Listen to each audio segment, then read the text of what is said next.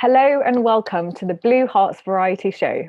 Thank you for joining us. I am Dr. Parvinder Shergill, and we have a host of amazing people in the performing arts ready to showcase their talent, all in the spirit of raising money for NHS Charities Together.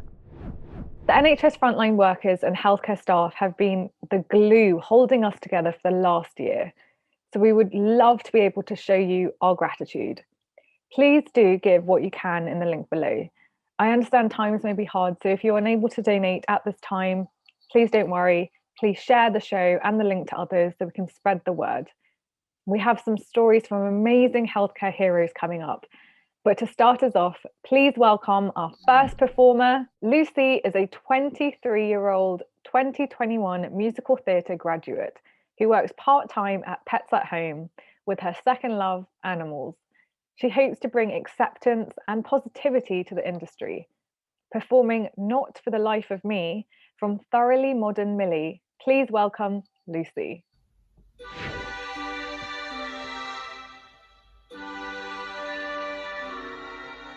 I studied all the pictures, magazines, and books. I memorized the subway map too. It's 1 block north to Macy's and 2 to Brothers Brooks. Manhattan, I prepared for you.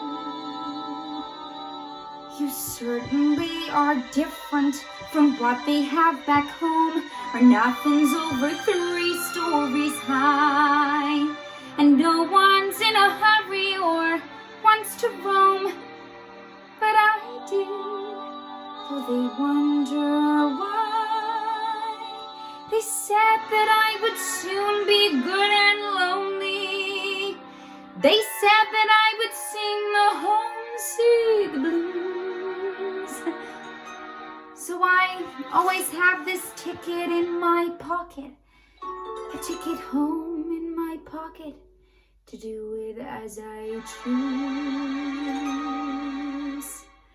Burn the bridge, bet the store, baby's coming home no more, not for the life of me.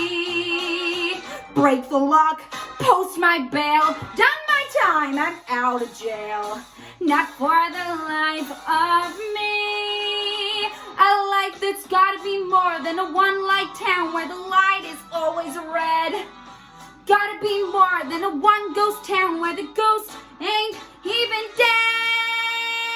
Clap your hands just because don't you know that where I am ain't where I was, not for the life of me. But I'll be out, not for the life of, not for the life of, not for the life of me.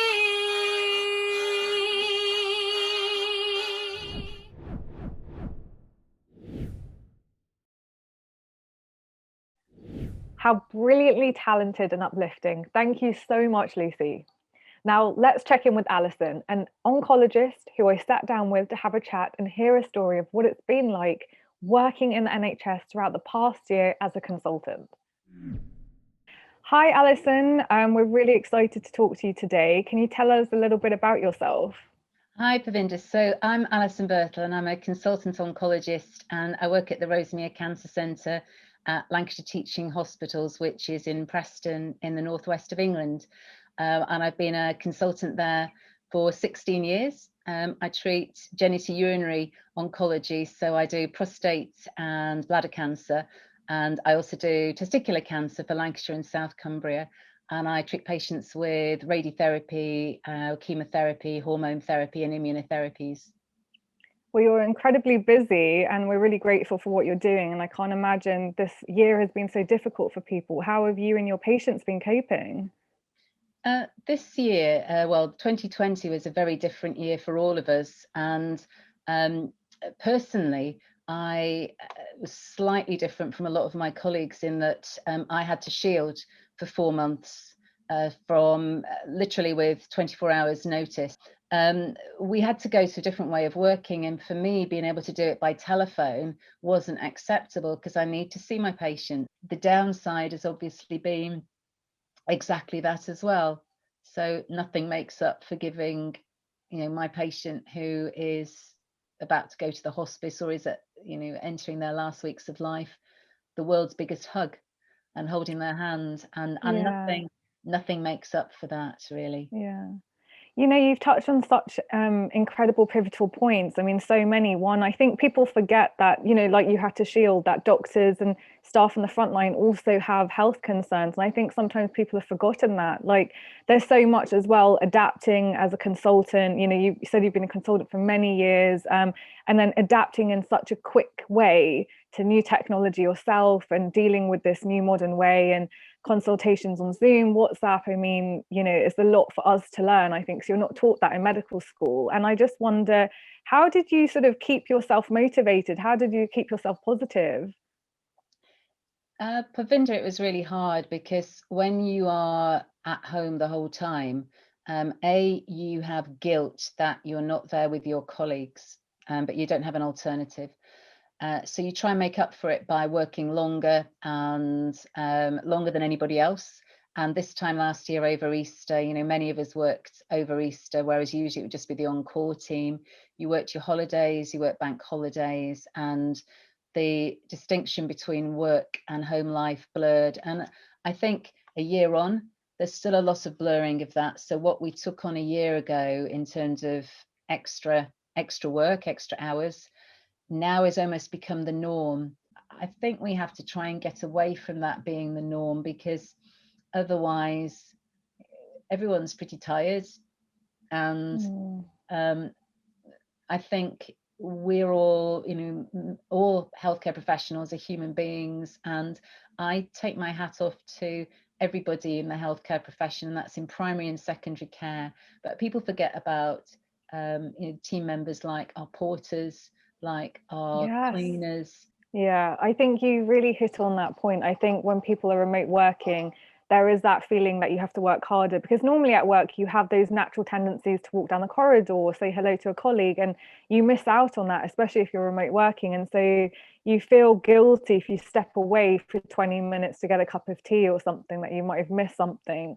So I think you've touched on something where I think there's a worry about staff burnout. I know people have given up the annual leave like you have, and thank you so much for making the time today as well. And you're absolutely right. I don't think we give enough credit to cleaners, to porters, taxi drivers, our paramedics, everybody, security that goes around, just everybody. It's the whole unit. It isn't just doctors and nurses. We wouldn't be anywhere without the entire staff of the NHS and the public working with them.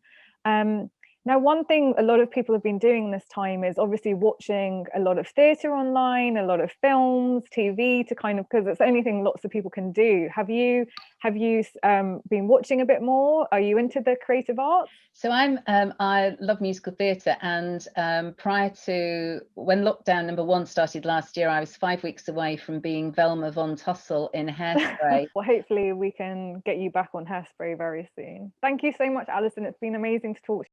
Parvinder, thank you so much. It's been lovely to meet you. Absolutely, so fascinating. Thank you so much.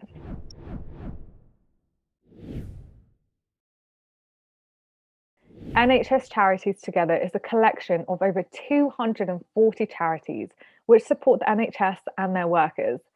They play a key role in mobilising volunteers to support NHS staff, brightening wards and waiting areas with colourful and engaging art, and building an important link between our hospitals and our communities. Other NHS charities support mental health trusts, community health trusts, and ambulance trusts. These vital funds and services are above and beyond what the NHS alone can provide, touching lives and making a huge difference to millions of people when they are at their most vulnerable. Please give it up for the students of Tring Park School of Performing Arts.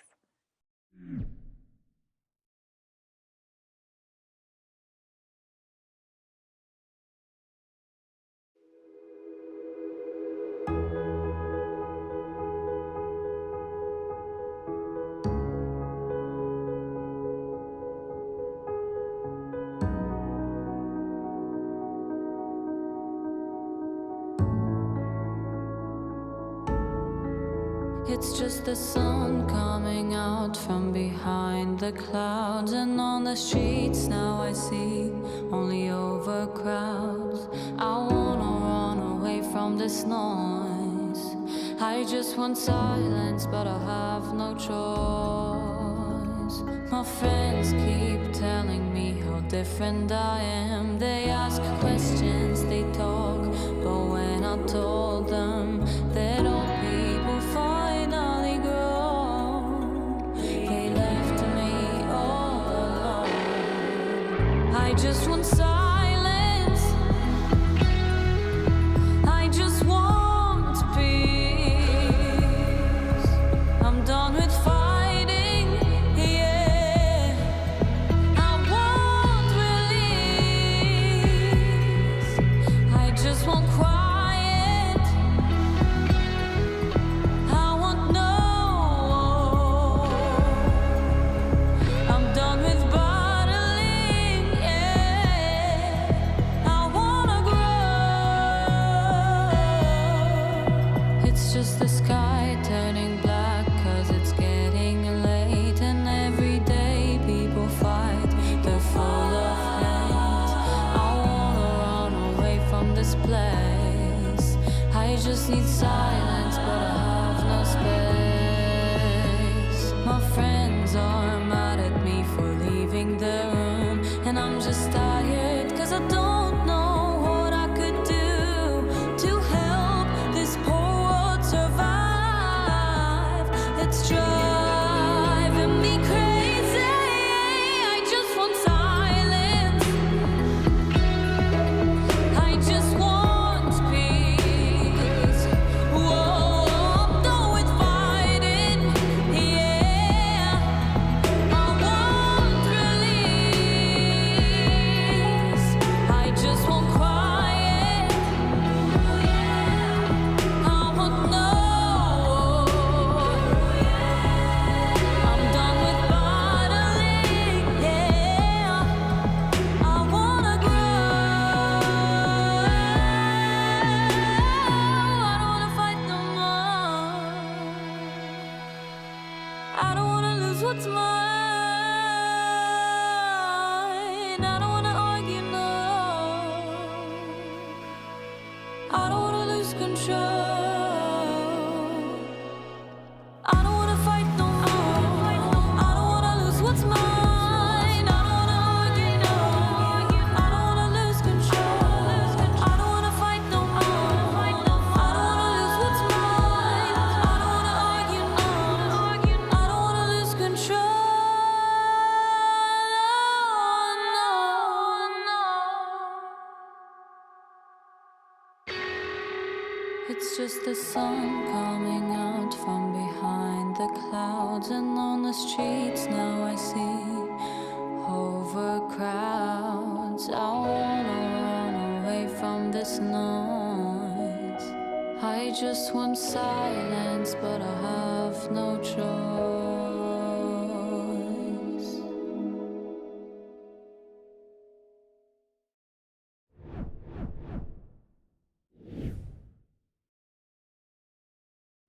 Now for our next performance, Anne Hurst is a writer, comedy performer and improviser. And you can find out more about what she does, plus watch the full version of her one-woman show, Natters of Life and Death, on her website, theterrifiedwriter.com. But for now, welcome to an episode of A Little Natter with Davina. Oh, I did it. I did it. Oh my God. Oh, hiya. Oh, I've got a stitch. Give us a minute. Me and me mate Janine, we're going to do couch to 5k. It's going to kill us. Couch to 5k. I don't know how I'm going to do it. So that's why I've got all new gear. It's nice, isn't it? Anyway, that's not why I'm puffed out. We don't start till tomorrow. The reason I'm knackered is I was just chasing the cake van halfway down the street.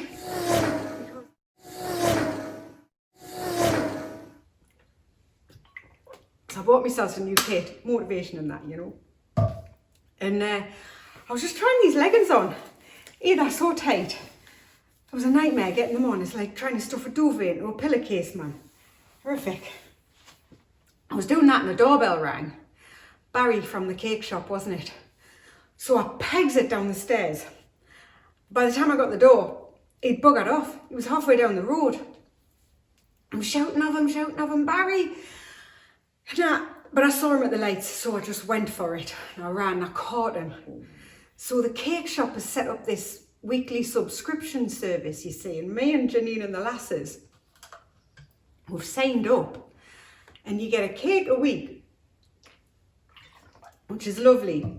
But if you don't get it on the day, you'll deliver it later in the week, and then you get a build up. And I've only just finished the Battenberg from last week, which was delicious, by the way. Speaking of exercise, though, don't know if I told you this, ma'am. You know, your mum, you know she's dead. Yeah. Anyway, I still chat to her. At the care home where I work, right, there's a proper hoo-ha going on. Honestly, you've never seen out like it. So we've got this woman, Sharon, who comes in. She's been coming in for years. Every Tuesday, every Thursday, and she does chair aerobics with the residents, and they love it, right? They move around, they get a little bit of, you know, a little bit of exercise, and they can build up an appetite and have a biscuit with that cup of tea in the afternoon. Love it. But Hayley from work, her daughter Cindy, who's an influencer on Instagram, right, and she thinks she's all that, she's set up a new thing. She wants to offer Bumba, which is like Zumba, but sitting down. Sounds fine, but she wants to do Tuesdays and Thursdays, doesn't she? Well, of course she does.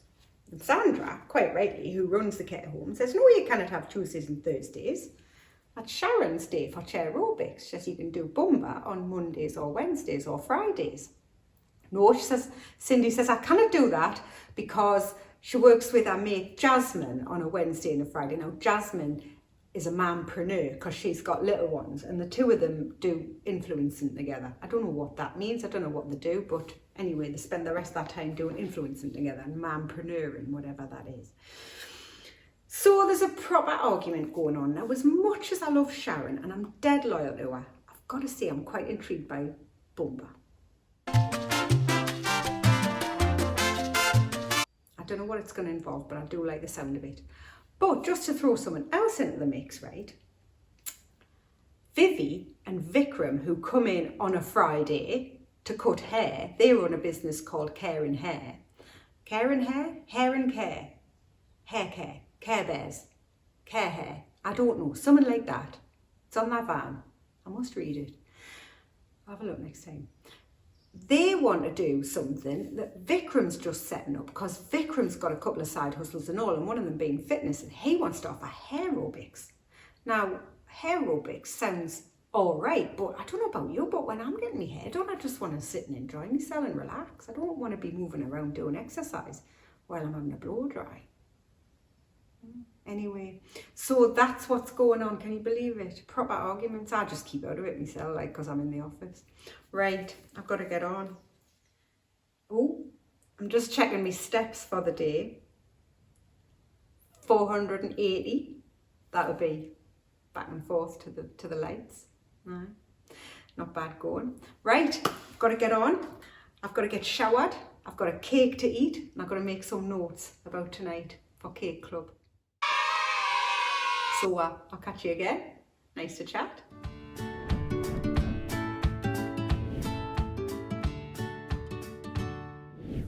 Now let's look back at the chat I had with speech therapist Christina, who also happens to be in the performing arts. Okay, so I am currently working as a speech therapist within the NHS. But before that, so I just graduated from a Master's in Musical Theatre last July, straight into the pandemic. That's amazing. So I didn't expect to go into doing speech therapy as soon again. But then it kind of became a bit of a godsend, really, that I was able to get work and that I was able to go into working as a speech therapist again, really, particularly with the way the theatre industry is at the moment. So I've been working as a speech therapist now in the UK since September, predominantly remotely. So majority has been video consultations, which has been interesting. But I'm working within kind of the adult community team for speech therapy at the minute. Yeah, I was actually going to ask, how have you been communicating with your patients if you were in wearing a mask, but you've been doing it remotely, so I guess that's kind of really helped because you don't need to wear a mask. Yeah, and so before I did it remotely, there was 1 month where I was doing it within a hospital, and that was really tricky actually with the masks, particularly for patients that have communication difficulties and need extra support. And it was kind of trying to find ways for you to be able to show them what you want them to do with their mouth without putting anyone at risk. So that was definitely an extra challenge. And it was just a case of kind of using the appropriate equipment and kind of managing that risk, what the benefits were versus the risks. But remotely, there's been with some patients, it's surprising how well remote speech therapy can work. Yeah, I know how long sometimes, when you have an appointment, it can sometimes take half a day just to get to the place, have the appointment, then come back. So I think, one big plus obviously remotely is patients don't have to do that. And also for staff, you can just click on. But I wonder, have you ever had difficulty with patients who haven't have quite a lot of people at the house? Like, are they able to have a confidential conversation with you?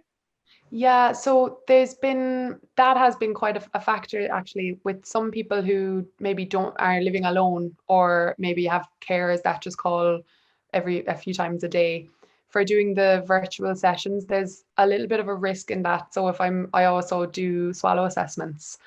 So for those, I've had to make sure that there's someone in the house with them if I'm doing an assessment. So that just means that if they live alone, I might have to pass on to one of my colleagues who is doing face to face.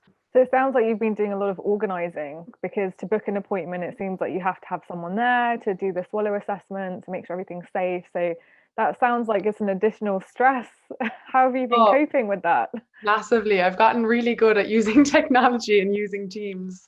And yeah, it's amazing really how everyone has just been able to adapt and to, I suppose, bring doing speech therapy, bring in a new way of doing speech therapy, and how everyone has been able to come together to do this. So even with, I also see a lot of patients who are within nursing homes, and it would be maybe the nursing staff is the person who has to facilitate the call, or the care staff. And it's just like on top of everything that people already have to do and it's already so busy, it's just trying to add an extra layer to people's skills. And I think technology in particular is an area that a lot of people just wouldn't be familiar with using, so it can definitely add an extra challenge. Yeah.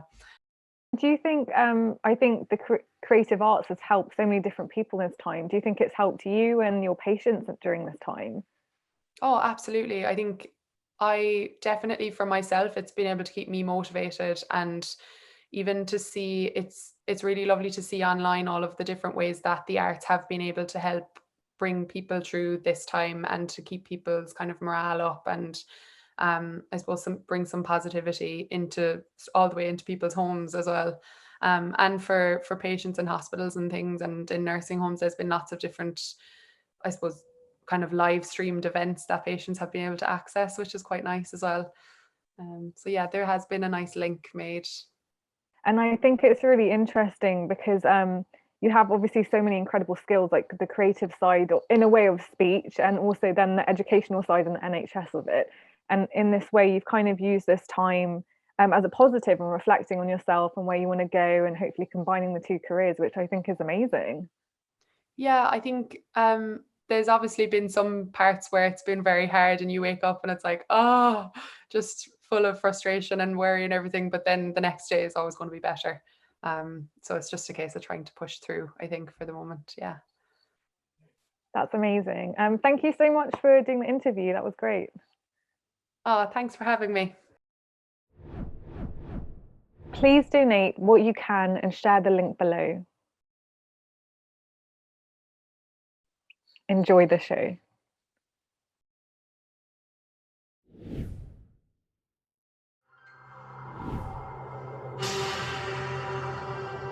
There were nights when the wind was so cold that my body froze in bed if I chose.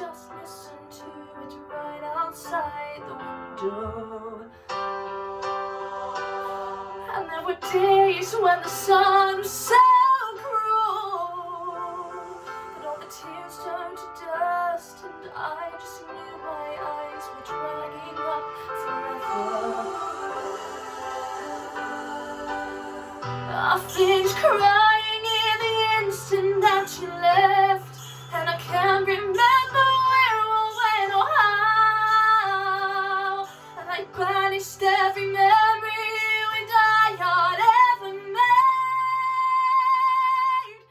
Baby, baby, baby, when you kiss me like this, and when you hold me like that, it was gone with the wind, but it's all coming back to me. When you see me like this, and when I see you like that, then we see what we want to see, all coming back to me. The flesh and the fantasies all coming back to me. I can barely recall, but it's all coming back to me now.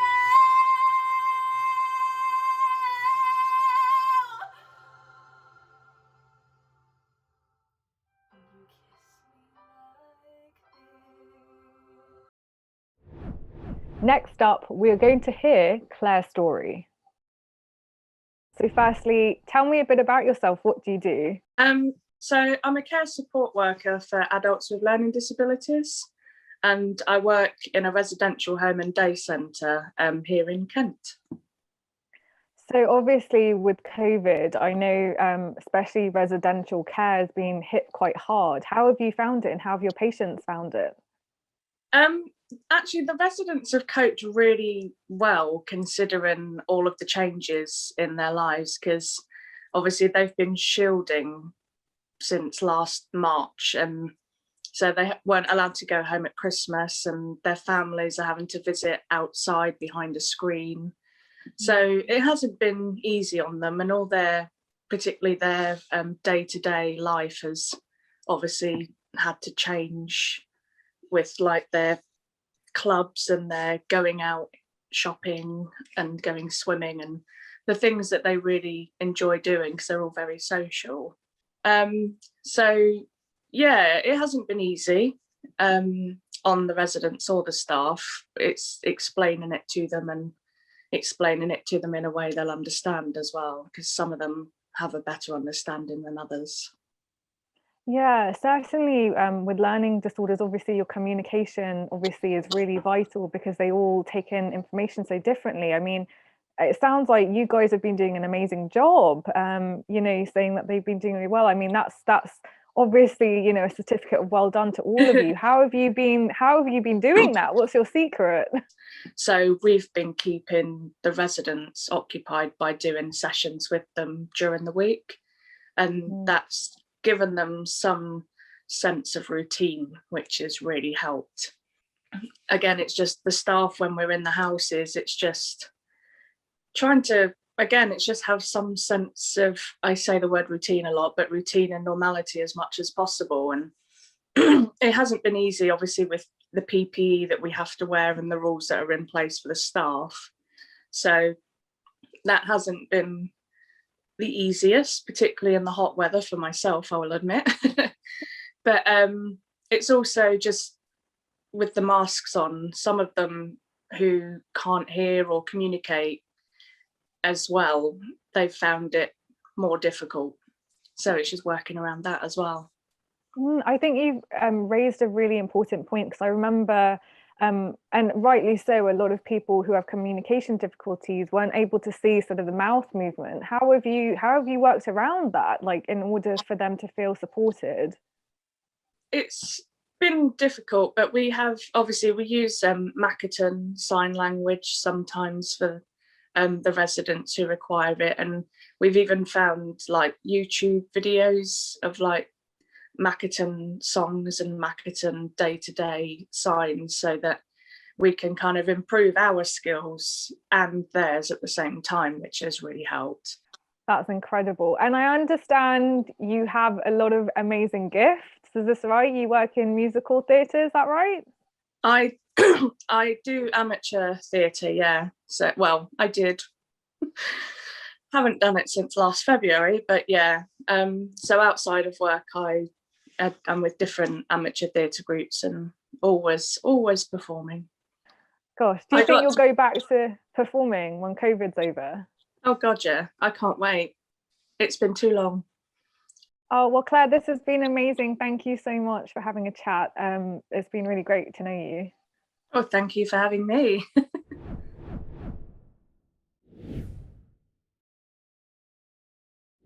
The world has been so unkind to those performing in the arts industry. Students unable to showcase, people's livelihoods ground to a halt, and the venues that we know and love have also been struggling to survive. However, while life has looked bleak, creativity has still shown through. With us all consuming art virtually, this has kept us going and taken us to other worlds while we are unable to leave our living rooms. Up next is Promila with a beautiful self-written poem. Hello, my name is Promila Bittu-safaya, and the title of my poem is In Their Shoes. This has been written to honor the frontline NHS staff who have been serving us relentlessly for the past year of COVID. In their shoes. Touch of my voice is all I can offer you from behind these colorless shields. My gaze losing its tenderness as it pierces each layer.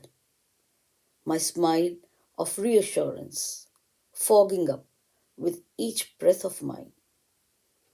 As I stand there ready to serve you, I can feel your desperation to grab my affection, or even to meet me halfway, to say how you treasure this contactless connection.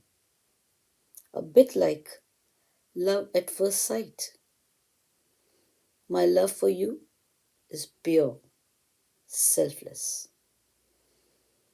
Muffled as it may be, I will hold your hand with the touch of my voice to help you stare death in the face, defiant yet resigned. My love doesn't die with your passing away. It only multiplies.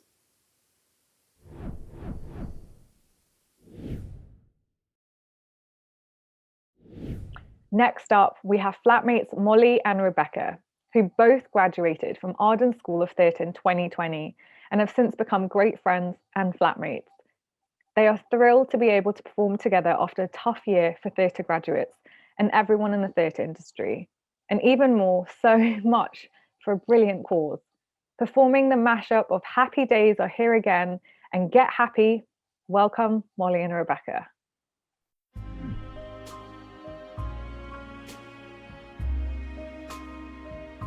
Forget your troubles. Come on, get happy. You better chase all your cares away. Shout hallelujah. So let's sing a song. Come on, get happy. I'll cheer again. Get ready for the judgment day. The sun is shining. Come on, get happy. Shout it now. The Lord is waiting to take your hand. Shout hallelujah.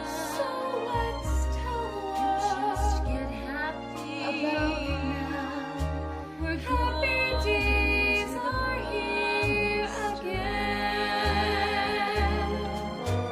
We're heading across the river.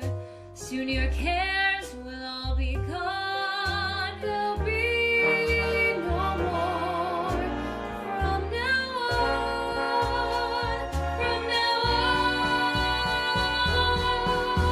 forget your troubles.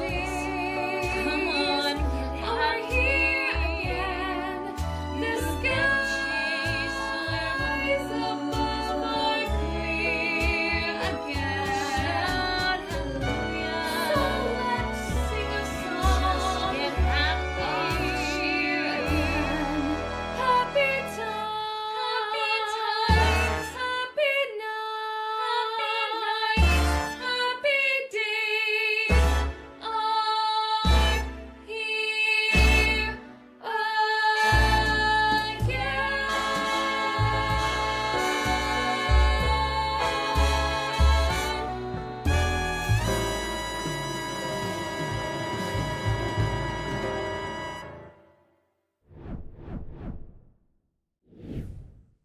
Next up, we will meet Lauren, a student nurse in her final year of nursing school before going into the NHS.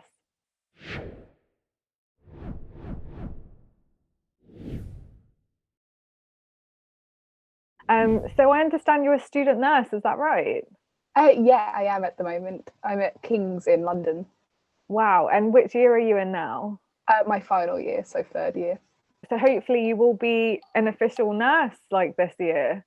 Yeah, hopefully, as long as everything goes well now with the lockdowns and stuff. Hopefully this is the last one that we're in at the moment. So I mean, I really commend you guys, like coming in from university in this really weird time, you know. I can't even imagine what that must feel like. And it sounds like, you know, you're quite a strong person. How have you been supporting yourself in this time, and I think mentally and emotionally as well? yeah, so I've seeked out a few of the support services that have been like generally available to everyone, but I've got my partner and my family who have been like my main support, obviously. Do you feel sort of, I think having other hobbies such as art and things like that have really helped in this time? Have you felt like you've depended more on sort of the creativity and the creative side of yourself? Yeah, definitely. Like during the lockdown, I took up a lot of my hobbies that I had to put down because of uni, which in a way was good because it gave me the opportunity to actually focus on something that I enjoyed rather than just all the placements and the work. So it was really nice actually to be able to get back into it and do it again. Yeah. And the sort of patients you're working with during your placements, how have they been coping? Like, kind of what kind of things are you doing with them? So to be honest, going out with the patients and stuff like that hasn't changed too much other than the PPE and having to be safe when you go to see them. But with them, the experiences that they've told me is that it's affected them so much, this pandemic. I've been to patients' houses recently because I was with the district team, my last placement, and they have potentially not seen anyone for the whole year. And we were potentially like the first and only people that have seen since the pandemic began. And it's taken a very bad mental toll on a lot of people. And a lot of people have lost people very close to them, which I've seen firsthand, where they've been completely left alone now. And they had all of these friends, family, their husbands, wives, and they're potentially gone now, unfortunately, so unexpectedly.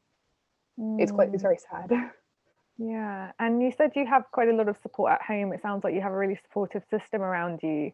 And hopefully, obviously, you graduate very soon in a couple of months, which I'm sure they will fly by. Is there a certain area in the NHS you want to work in, or where are you planning to go in your career? So my main interest at the moment has been surgical for a while. I'd like to go into specialising in scrub nursing potentially. I'm really interested in like transgender surgery and being like part of that, or plastics in general. But I also like the intensive care units, which I've had a placement on, so I'd like to go there afterwards as well. So it's still up in the air, but they're the two kind of ideas at the moment. So I clearly hear that you're a hardworking person, because they're very difficult options. So that's incredible, and we're so happy that you're doing that. And the last question I have for you is, you know, like gaming, as you said, what kind of stuff that you're doing this year? A lot of people are turning to sort of the creative, sort of performing arts side. Do you think that's helpful for patients during this time and for people in lockdown? Yeah, I think it's very important to do things like anything that you're interested in. I think it's very important to do it because it makes people happy. It like develops something. I've seen so many people who have been like leaving their old jobs and who have been going towards like the dream job, making things, opening little businesses. And I think that's really important to do, is just something that you love to make you happy. Yeah. Oh, that's amazing. Well, it was really nice to have a chat with you. Thank you so much. And thank you so much for what you're doing, and really good luck for this year. Thank you. It's been nice to talk to you too. Please donate what you can and share the link below. All in the spirit of raising money for NHS Charities Together.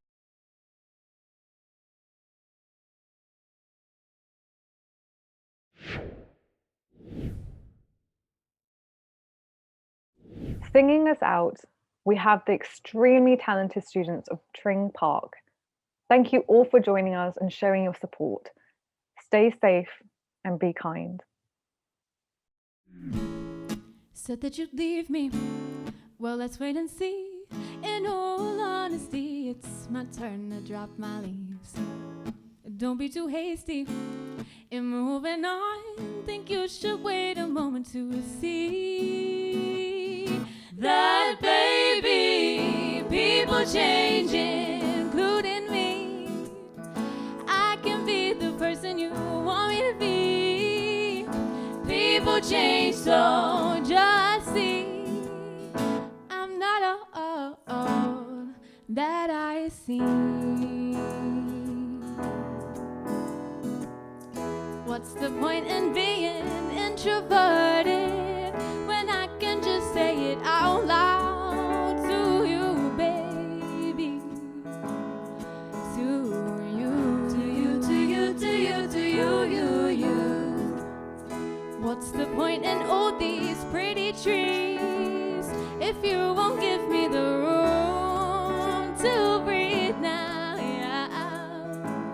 Don't take me for a fool, because people changing, including me. I can be the person you want me to be. People change, so just see I'm not all that I seem. And I've told you multiple times that I don't really mind if you go. And I've told you multiple times that I don't really mind if you go. But if you choose to stay, I'd like to remind you that baby, people changing, including me. I can be the person you want me to be. People change, so just see I'm not all that I seem. People changing, including you. You can be the person you want to. People change, so just see I'm not all, you're not all, it's not all that it seems.